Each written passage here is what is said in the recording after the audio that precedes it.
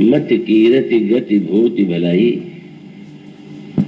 और अगली उसी पंक्ति के अगले भाग में है, जब जेहि जतन जहां जेहि पाई, सो जानब सत्संग प्रभाऊ, लोकों वेद न आन उपाऊ। तो स्वामी जी का ये दावा है, ये जो पांचों वस्तुएं हैं, जल भी जिसे जिस विधि से कभी प्राप्त हुई होगी, तो वह केवल सत्संग के प्रभाव से ही संभव है, अन्य कोई उसका उपाय नहीं। बड़े महत्व का सूत्र है, और सूत्र की व्याख्या करते हुए कुछ ऐसा लगता है कि क्या ये दावा सही है क्या? इसमें ये बात कही गई कि इन पांचों वस्तुओं को जब भी कभी किसी ने जहां भी पाया होगा, वह सत्संग के प्रभाव से ही मिला होगा, इसका कोई अन्य उपाय नहीं। पर यह दिखाई देता है कि संसार में बहुत बड़ी संख्या में ऐसे व्यक्ति हैं जिनकी रुचि सत्संग में नहीं है, संतों के सन्निकट जाने के लिए वे प्रस्तुत नहीं है, और उन्हें बहुत बुद्धिमान कहते हैं लोग। कहा जाता है इनकी बुद्धि बड़ी पैनी है। और ऐसे भी लोग हैं कि जो सत्संग के प्रेमी नहीं है, तब उनका बड़ा नाम है, बड़ी कीर्ति है। और गति की बात जहां तक है, वह तो एक परोक्ष बात है कि मरने के पश्चात किसकी कैसी गति हुई, इस विषय में तो एक श्रद्धा विश्वास से ही व्यक्ति कल्पना कर सकता है। और उसके साथ साथ जब वो कहते हैं कि भूति माने ऐश्वर्य धन, तो भी आश्चर्य होता है। अनगिनत धनवान ऐसे व्यक्ति हैं जिनके पास बहुत अथाह संपत्ति है, और इसी प्रकार से कई ऐसे लोग हैं कि जिनके जीवन को देख के लगता है कि इनमें सब भला ही भला है। पर गोस्वामी जी का यह कथन कि जब भी कभी भी किसी को यह पांचों वस्तुएं मिली होंगी, तो केवल सत्संग के प्रभाव से। क्या तात्पर्य है? इसमें कुछ सूत्र पहले प्रारंभ में हम विचार के लिए आपके सामने रखे हैं, और बाद में उस पर थोड़ा विस्तार से सोचें। बड़ी अनोखी पंक्ति है, और सचमुच पूछिए तो पाने शब्द की जैसी व्याख्या और जिस विस्तार से इस पंक्ति में की गई है, वैसी अन्यत्र बहुत कम आपको पढ़ने को मिलेगी। शब्द है मिला, तो प्रश्न है कि क्या मिला? पाया अगर किसी ने, तो क्या पाया? और पाए के साथ दूसरा शब्द है जब, उसे कम मिला। और फिर तीसरा प्रश्न है, किसने किस यत्न से पाया, कहां पाया? मानो ये 5 प्रश्न जुड़े हुए हैं। अगर इस शब्दों के पीछे जो निहित संकेत है उसको व्यक्ति समझ ले, तो उसके जीवन में बहुत सारी समस्याओं का उत्तर, प्रश्नों का उत्तर मिल जाता है। तो ये पाने के संबंध में पहले जो स्वामी जी कहते हैं कि बिना सत्संग के ये वस्तुएं प्राप्त नहीं होती, तो पहले हमें ये समझना होगा कि पाने का अर्थ उनकी दृष्टि में क्या है, किसे पाना कहते हैं। क्या किसी व्यक्ति के पास अगर कोई वस्तु दिखाई दे, तो ये कह सकते हैं कि उस व्यक्ति ने इस वस्तु को पा लिया है। और इसकी सर्वश्रेष्ठ व्याख्या भक्त शिरोमणि श्री हनुमान जी के द्वारा की गई। श्री हनुमान जी रावण की सभा में बंदी के रूप में ले जाए जाते हैं। वे साक्षात भगवान शिव के अवतार हैं, और उन अर्थ में रावण के गुरु भी है। रावण स्वयं को शंकर जी का शिष्य ही घोषित करता है, पर इस समय वो जिस वेश में है उस वेश में तो उनके होने की कल्पना बहुतों को नहीं थी, रावण का तो प्रश्न ही नहीं। और उस समय श्री हनुमान जी रावण को जो समझाने का प्रयास करते हैं, मानो गुरु का जो एक कर्तव्य है, गुरु की जो भूमिका है, वही उनके वाक्यों में आपको दिखाई देगी। गुरु वह है जो शिष्य को सही दिशा में ले चल जाने की प्रेरणा देता है, प्रकाश देता है, उसके लक्ष्य का निर्धारण और लक्ष्य तक पहुंचाने के उपाय को बताने वाला ही गुरु है। और उस समय हनुमान जी ने कई पद्धतियों से रावण को समझाने की चेष्टा की। उसमें डराने की भी बात है और विवेक को जगाने की भी चेष्टा है, और उसके साथ साथ उसमें प्रलोभन भी है। मान जिस रूप में तुम समझना चाहो उस रूप में मेरी बात को तुम सुनो। तो जो बातें उन्होंने कही उसमें यह भी कह दिया कि तुम निश्चित समझ लो कि अगर तुम श्री राम का विरोध करोगे तो ब्रह्मा विष्णु शिव भी तुम्हारी रक्षा करने में समर्थ नहीं होंगे। और इसके साथ साथ उन्होंने रावण को एक सुझाव भी दिया, जैसे एक वैद्य रोगी के सामने पहुंच करके उसके रोग का निदान करता है, उससे रोग कौन सा है, उस रोग की क्या दवा है, उस रोग का क्या पथ्य है और रोग दूर होने का क्या लक्षण है। श्री हनुमान जी ने एक वैद्य के रूप में, क्योंकि गुरु की भूमिका वैद्य की भूमिका भी है। आप मानस के उत्तरकांड में पढ़ते हैं सदगुरु वैद्य वचन विश्वासा। शरीर के रोगों को दूर करने के लिए जैसे वैद्य की उपयोगिता है, उसी प्रकार से मन के दोषों को मिटाने के लिए गुरु की आवश्यकता है। और वह गुरु कौन होना चाहिए? तो कालभूषण जी कहते हैं सदगुरु। सदगुरु ही वैद्य है। तो अगला वाक्य बड़े महत्व का है। और उसका अभिप्राय कि रावण की गुरु कौन है? तो साक्षात श्री हनुमान जी है। तो भगवान साक्षात भगवान शिव है। तो ये तो कहा ही नहीं जा सकता कि रावण को सदगुरु प्राप्त नहीं था। पर सदगुरु के साथ अगले वाक्य का बड़ा महत्व है।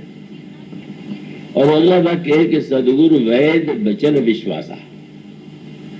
वैद्य बहुत ही योग्य हो, बहुत अच्छा हो, पर रोगी को अगर उसकी बात पर भरोसा ही न हो, उस पर विश्वास ही न हो, तो बहुत उच्च कोटि का वैद्य, अच्छा से अच्छा डॉक्टर भी रोगी को स्वस्थ नहीं बना सकता। और स्पष्ट है कि रावण को संसार में सर्वश्रेष्ठ सदगुरु प्राप्त था, पर उसका उन पर कोई विश्वास नहीं था। अब उसका विश्वास जो है तो उसका विश्वास गुरु पर न हो करके अपनी बुद्धि पर है। एक क्षण उसके जीवन में आया था कि जब यह समाचार मिला शूर्पणखा के द्वारा कि 14,000 राक्षसों का वध जो है राजकुमार ने किया, तो एकांत क्षणों में रावण के मन में ये प्रश्न आया कि खर दूषण मौसम बलवंता तिन्हीं को मारे बिनु भगवंता। 14,000 हमारे जो भाई हैं, खर दूषण तृष्णा है, वो तो मेरे समान बलवान, और भगवान को छोड़ करके इन्हें कौन मार सकता है? ये जिज्ञासा आई उसके हृदय में। और इसका उपाय क्या है? हमारे आपके मन में अगर कोई संशय हो, प्रश्न हो, जिज्ञासा हो, तो गुरु के समक्ष उसे बताना चाहिए। और यूं कह लें कि जैसे आप जब डॉक्टर के पास जाते हैं, वैद्य के पास जाते हैं, तो आपको आप छिपाते तो नहीं है कि आपके सामने क्या रोग है, उसके क्या लक्षण है, उससे आपको कैसा कष्ट हो रहा है? तो इसका अभिप्राय यह है कि रावण के लिए अगर उसके मस्तिष्क में, हृदय में प्रश्न आया था, तो उसके सदगुरु तो साक्षात भगवान शिव थे, और वो उनके चरणों में जाकर के प्रणाम करता और ये कहता कि मेरे मन में ये संशय उत्पन्न हुआ है, मैं जानना चाहता हूं कि राजकुमार कौन है। तो रावण की सारी समस्याओं का समाधान हो जाता। पर समस्या तब बड़ी कठिन होती है कि जब रोगी अपने को वैद्य और डॉक्टर से भी श्रेष्ठ मान ले। कई रोगी ऐसे होते हैं, व्यवहार में भी अनेक ऐसे होते हैं कि जो ये मान के चलते हैं कि डॉक्टर या वैद्य उतना नहीं जानता जितना वे जानते। तो रोगी अपने को रोगी माने, ये तो सबसे अधिक आवश्यक है। वो संस्मरण मैं भूल नहीं पाता हूँ, अस्वस्थ था मैं और यही बॉम्बे हॉस्पिटल में था, राजकुमार जी सूर्यवाला साथ में थे। तो जो उस समय डॉक्टर बग्गा जी आए मुझे देखने के लिए, और उन्होंने कहा कि मेरा तो बड़ा भाग्य है, आप तो साक्षात भगवान के रूप है, आपकी सेवा करना ये तो मेरे लिए बहुत एक सौभाग्य की बात है। तो इन्होंने हंस करके बात कही कि हाँ ठीक है, भगवान तो है, पर आप रोगी समझ के दवा दीजिएगा, भगवान समझ के नहीं। दवा तो सही है। उसका अभिप्राय ये है कि अगर डॉक्टर या वैद्य ही भगवान मान ले तो फिर तो उसके लिए चिकित्सा की समस्या भी नहीं। और कहीं रोगी ही अपने को भगवान मान ले तब क्या होगा? तो रोगी का ये तो डॉक्टर ने कहा, लेकिन रोगी अगर कहने लगे तो रावण की स्थिति तो यही है। तो ऐसी स्थिति में सदगुरु के साथ जो अगली आवश्यकता है वो आवश्यकता है उसके वचनों पर विश्वास। सदगुरु वैद्य वचन विश्वासा, और उसके बाद डॉक्टर या वैद्य कुछ न कुछ बताते हैं, आप ये कीजिए, ये न कीजिए, ऐसा भोजन कीजिए, वैसा भोजन नहीं करना चाहिए। यहाँ का भी एक संस्मरण मुझे बार बार याद आता रहता है।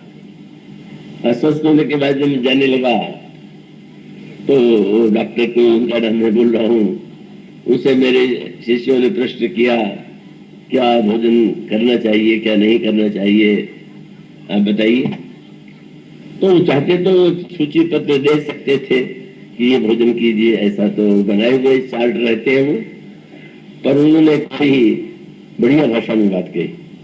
उनका हम विस्तार से लिख के तो मैं नहीं दूंगा, पर इतना ही कह सकता हूं कि जो अच्छा लगे वो मत खाइए। बहुत बड़ी बात कह दी उन्होंने। कितना एक वाक्य में कितना कुछ कह दिया गया। उसका अभिप्राय है कि जो स्वादिष्ट होता है उसी का भोजन करने से व्यक्ति रुग्ण होता है।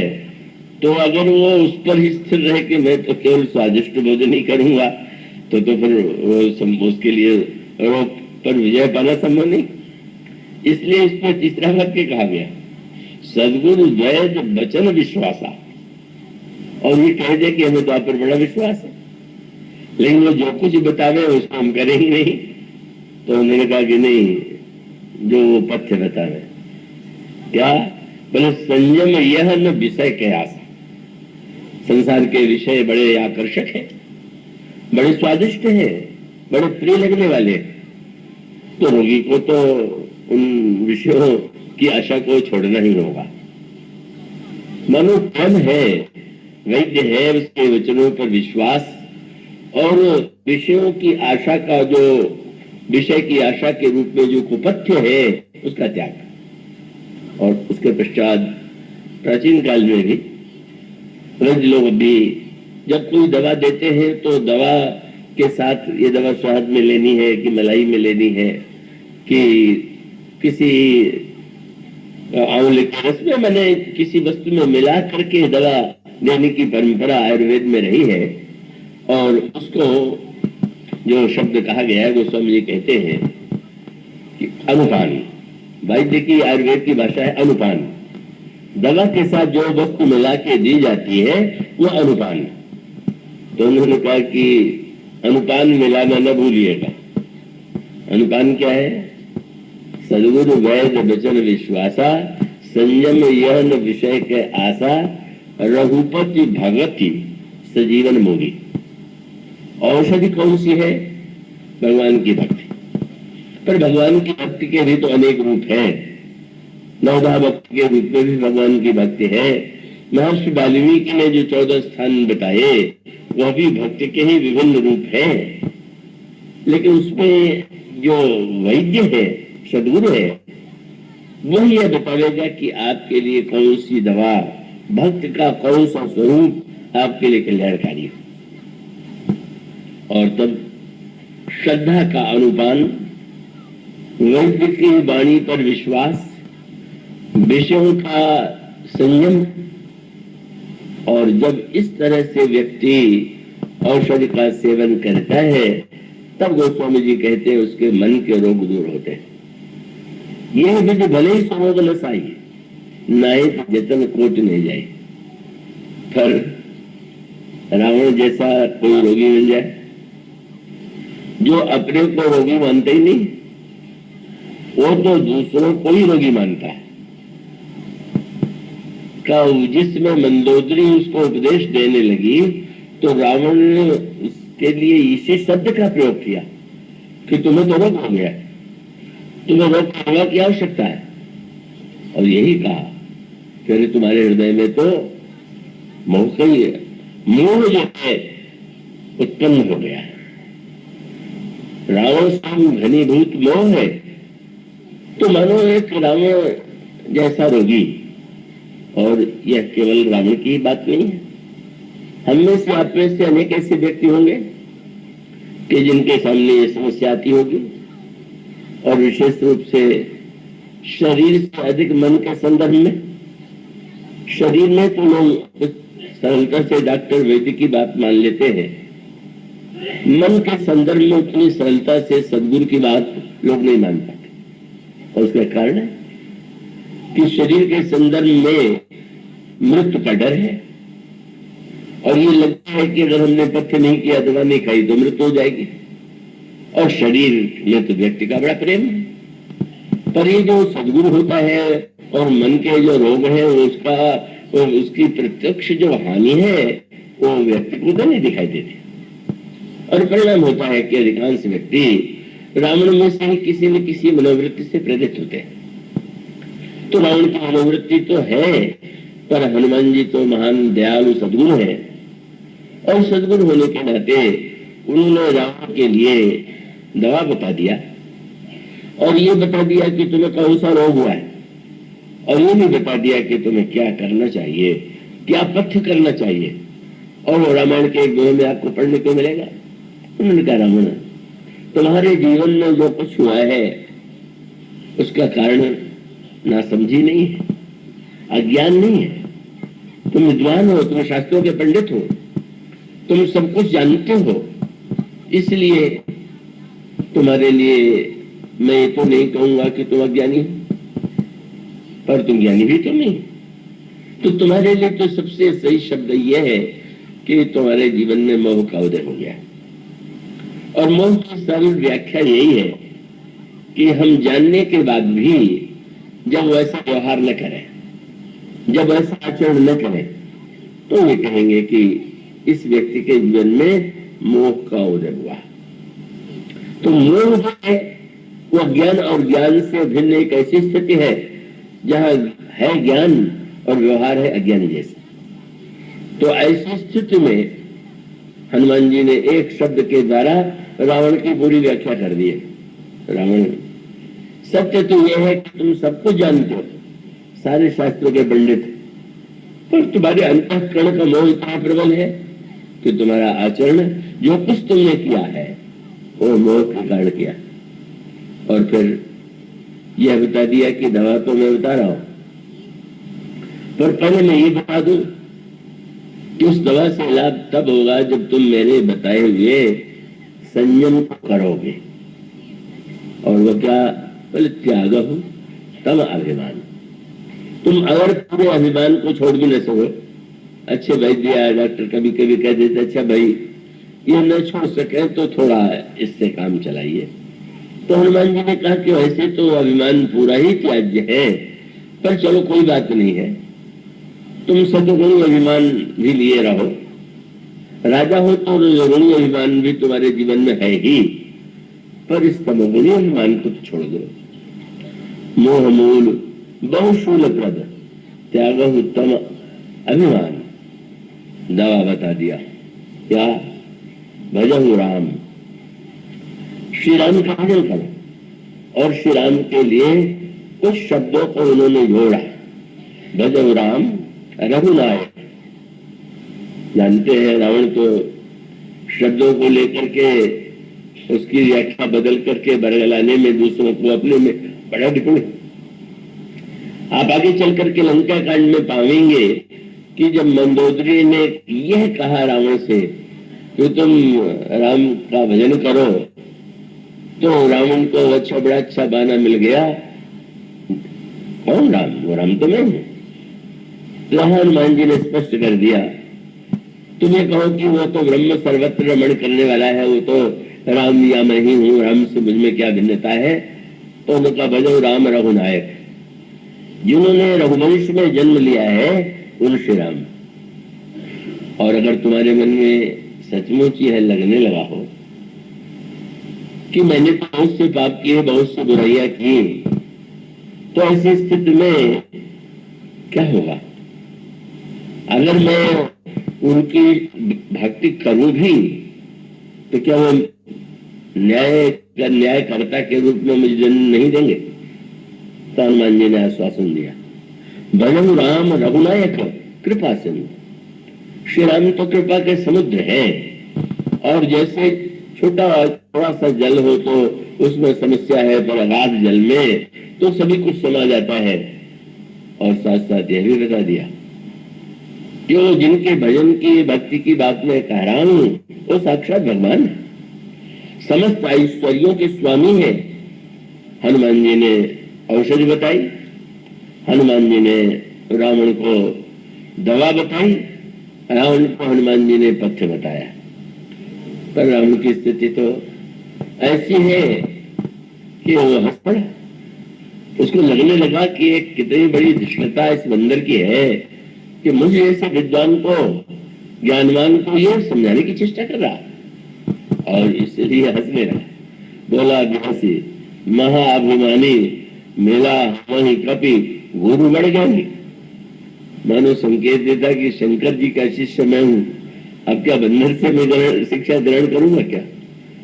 और हनुमान जी मन ही मन सोच रहे हैं कि शंकर जी से भी तुमने ग्रहण नहीं किया, और मैं भी आया हूं तुम्हारे कल्याण के लिए बंदर बन करके, तो भी तो तुम मेरी बात सुनने वाले नहीं। तब हनुमान जी को लगा कि अब ये उस स्थिति में नहीं है तो क्या करें। तब हनुमान जी ने एक लोभ दिखाया, पर लोभ का शब्द भी ऐसा था जिसमें चौपाई के मूल रूप की व्याख्या है। उन्होंने कहा कि अच्छा रावण, मैं तुमसे तुम्हें विश्वास दिलाता हूं कि तुम अगर भगवान राम के चरणों को हृदय में धारण करोगे तो उसका परिणाम क्या होगा? तो उन्होंने कहा कि राम चरण पंकज उर धरहु, लंका अचल राज्य तुम करो। श्री राम के चरणों को हृदय में तुम धारण करो और लंका का अचल राज्य करो। रावण हंसने लगा। आप जैसे किसी व्यक्ति के लिए लोभ दिखाने के लिए, जब अगर वो कोई व्यक्ति किसी भवन में रहता हो और आपको लोभ दिखाने की ये भवन हम तुम्हें दे देंगे, तो हंसेगा, अच्छा ये आपका है जो हमें दे देंगे। तो जब हनुमान जी ने लंका का नाम लिया तो रावण ने सोचा है कितना ढीठ बंदर है। अगर कहना था तो अगर ये भी कह देता कि तुम्हें अयोध्या का राज्य दिला देंगे, तो भी मुझे तो आवश्यकता नहीं, पर कहने में कम से कम मनुष्य सोचता तो है, व्यक्ति सोचता तो है कि हम क्या कह रहे। पर हनुमान जी ने तो लंका का नाम लिया, किसी और देश का नहीं और किसी नगर का नहीं, लंका का नाम लिया। यही हनुमान जी वह सूत्र देना चाहते हैं जिस सूत्र में, जिस चौपाई में ये रामायण की जो पंक्ति भी आपके सामने पढ़ी गई है उसकी व्याख्या। रावण आश्चर्य से देखता है तुम लंका के राज्य की बात करते हो। लंका ये तो स्पष्ट ही है, तुम जैसा बंदी जो जकड़ा हुआ अपराधी और चोर के रूप में जिसने मेरे बाग का फल खाया, जिसको मेरे पुत्र ने पकड़ करके यहाँ पर सभा में खड़ा कर दिया। एक चोर, एक अपराधी व्यक्ति जो है सिंहासन पर आसीन राजा से कहे कि मैं तुम्हें तुम्हारे राज्य को देने की बात करूं, तो ये बात पागलपन की है। क्या इसमें कहीं विवेक है? मानो संकेत यही था कि हनुमान जी के शब्दों पर भी उन्होंने ध्यान नहीं दिया, और हनुमान जी बताना चाहते हैं कि हाँ, तुम लंका में हो, तुम सिंहासन पर बैठे हुए हो, पर मैं एक हुआ कि अभी तुमने लंका को पाया नहीं। यही मानो एक सूत्र है। किसी व्यक्ति के पास कोई वस्तु है तो क्या सचमुच उसने उसको पा लिया है क्या?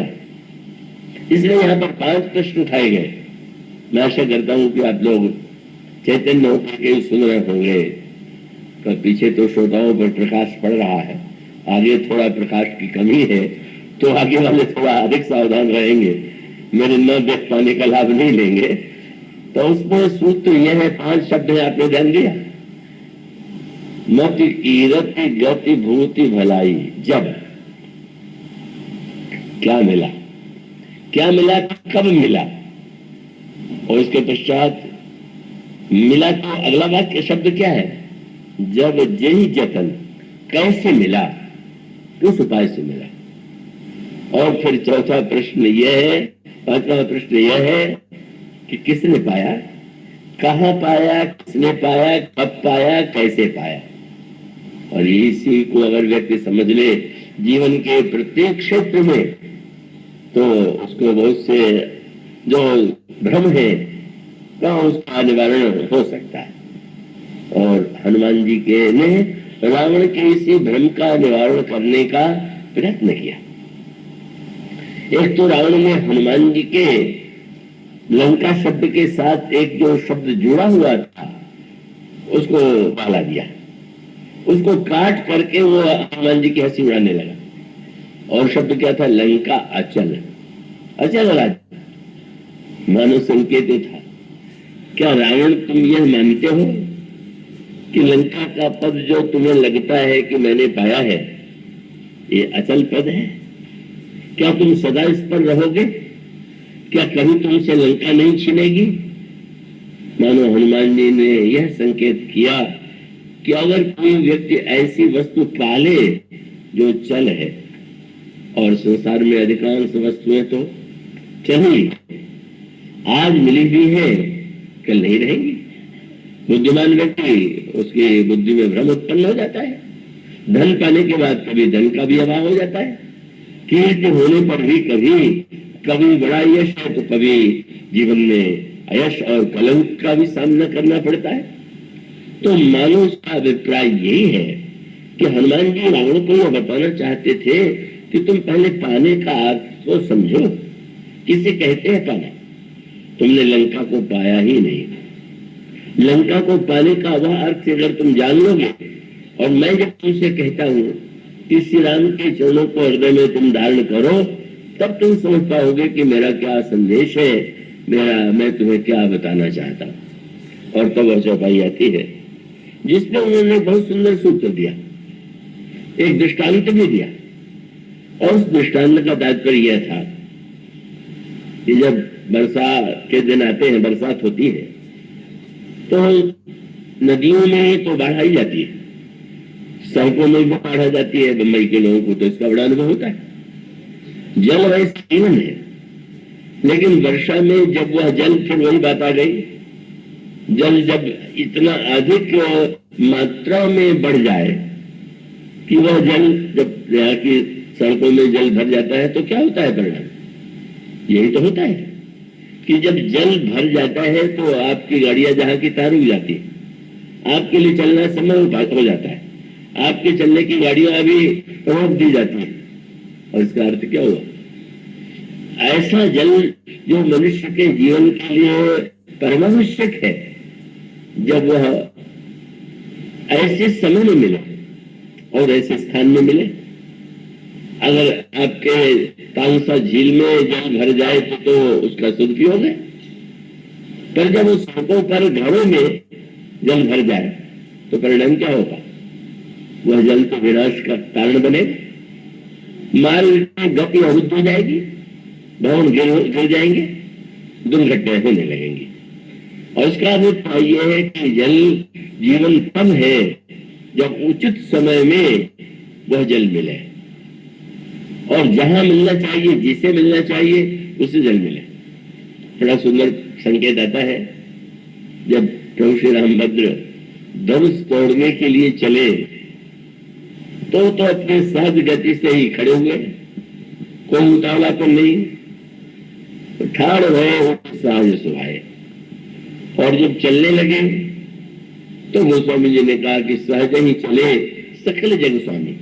बड़े सहज भाव से भगवान राम चले, और जितनी सहजता से वे चल रहे हैं वह दृश्य आतंक उत्पन्न कर रहा है सुनैना जी के हृदय में। ये क्या हो रहा? बल्कि वो उलाहना देने लगी, वे कहने लगी क्या क्या हो गया? क्या इस सभा के सभी लोग बुद्धिहीन हो गए हैं क्या? क्यों, क्या हो गया है हमारे महाराज को कि वे रावण बाण छुआ नहीं चाहता, हारे सकल भूप करि दाता, सो धन राज वर कर दे, बाल मराल की मंदर ले ही। रावण और बाणासुर भी जिस धनुष को उठाने की बात कौन कहे देख करके ही चुपचाप चले गए। उस धनुष को तोड़ने के लिए इस राजकुमार को कहना क्या किसी प्रकार से विवेक संगत?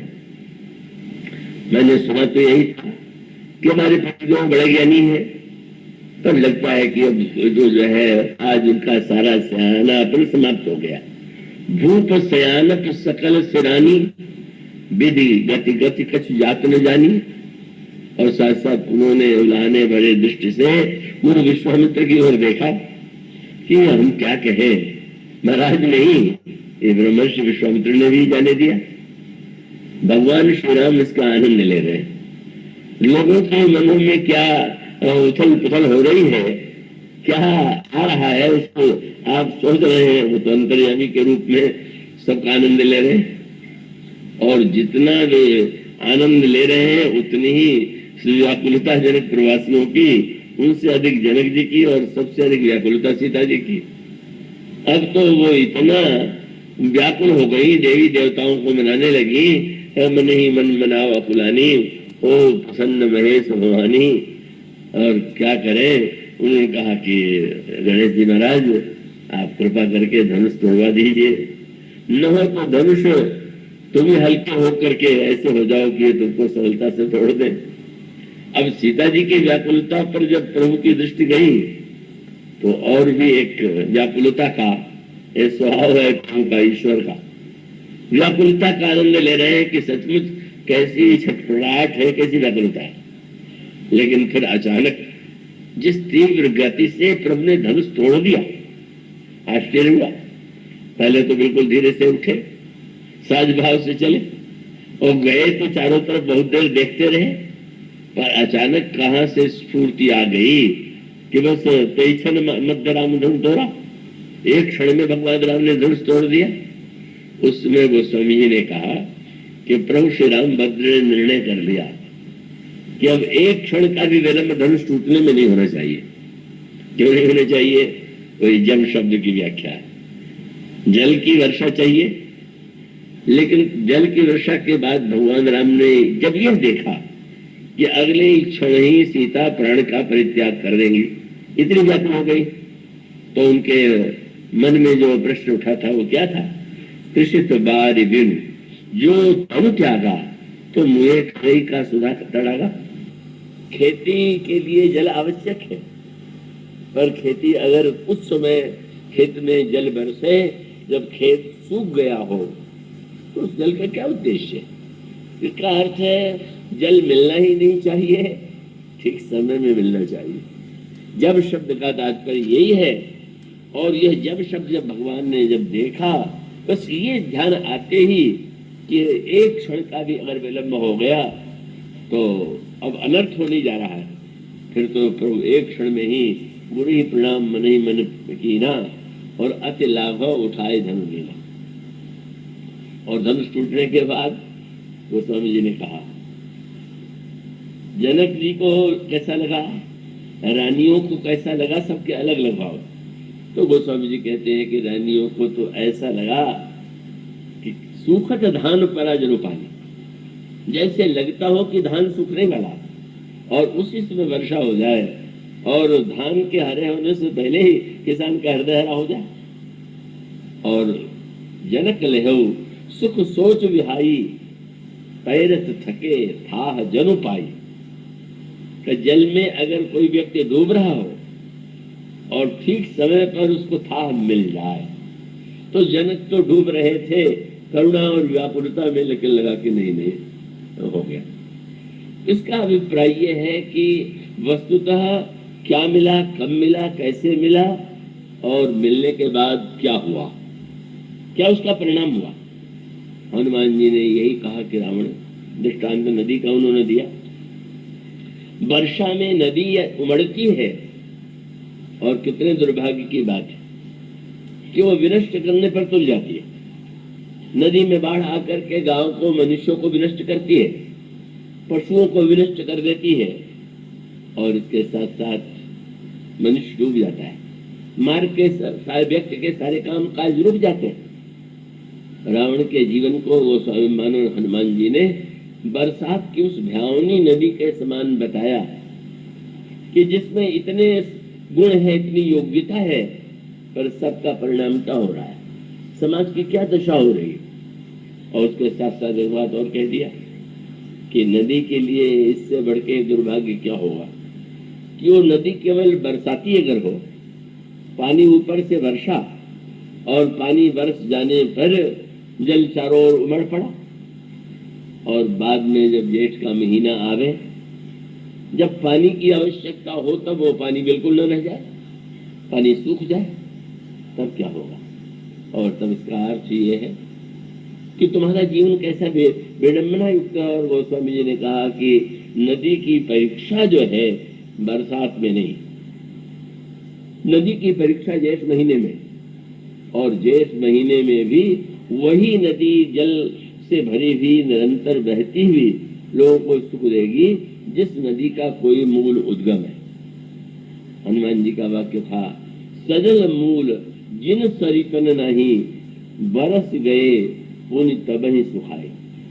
जब जल की आवश्यकता नहीं है तो बरस करके लोगों को नष्ट करना, और जब जल की आवश्यकता है तब जल का अभाव का वही स्थिति तुम्हारी है। और तुम ये जो समझ रहे हो कि मैंने लंका को पा लिया है, ना तुमने पाया है, तुम्हें पाने का भ्रम हुआ है। और तब हनुमान जी ने जो पाई शब्द की व्याख्या किया, और पाई शब्द की व्याख्या यही है कि राम मुख संपत्ति प्रभुताई जाई रही पाई बिनु पाई। अगर भगवान से ही संबंध छोड़ करके, मूल से अपने आप को अलग करके अगर कोई संपत्ति और प्रभुता पा लेगा, तो एक तो अनुचित मार्ग से ही पावेगा और उस संपत्ति और प्रभुता का केवल दुरुपयोग करेगा। और याद रखो, समझना यही चाहिए कि उसने सचमुच पाया ही नहीं है, उसके जीवन में पाने के सच्चे अभिव्यक्ति नहीं।